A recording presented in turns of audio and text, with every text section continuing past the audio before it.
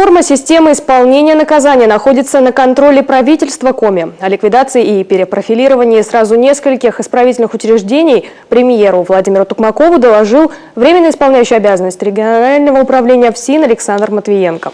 Только в этом году закроют сразу 3 колонии – в Ракпасе, Мазендоре и Йодве. Не станет и учебного центра в Емве. Руководителя Кабмина в первую очередь интересовало последующее трудоустройство сотрудников. Виктория Палкина следит за ситуацией.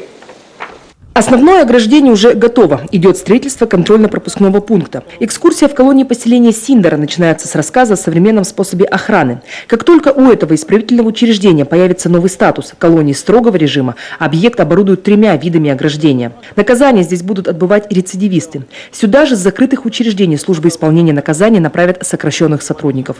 Вопрос предоставления жилья с местными властями уже решен. В Синдаре пустуют 2 общежития. В них можно разместить 100 семей. В какой-то период пустовали, в какой-то момент там жили строители газопровода. Сегодня общежития эти не востребованы. И вот с учетом того, что там будут появляться новые сотрудники, то возможно предоставление этих общежитий реальное, и там нормальные комфортные условия. Премьеру рассказали и о местном производстве. Сегодня колония в Синдаре полностью обеспечивает себя молочкой и хлебом. В прошлом году запустили колбасный цех. Впереди строительство швейного.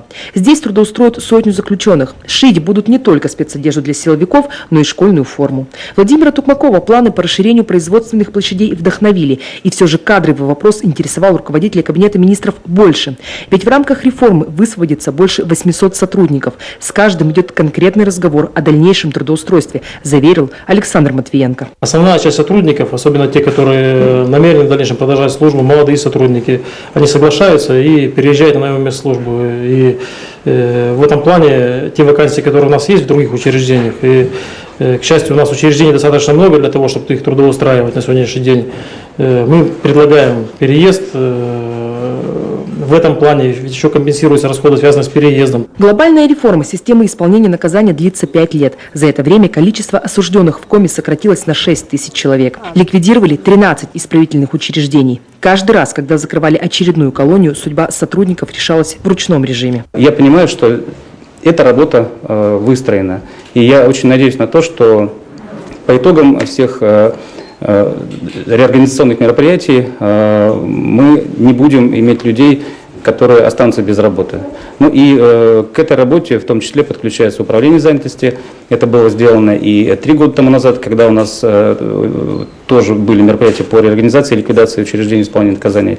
Тогда все вопросы были решены. И я надеюсь, сегодня мы придем к такому же результату. До конца 2015-го перепрофилирование пройдет не только в Емве. Воркутинская колония строгого режима каждый год съедает больше 22 миллионов рублей только за коммунально-бытовое обслуживание. Статус колонии поселения позволит сэкономить прежде всего на отоплении ветхого жилого фонда.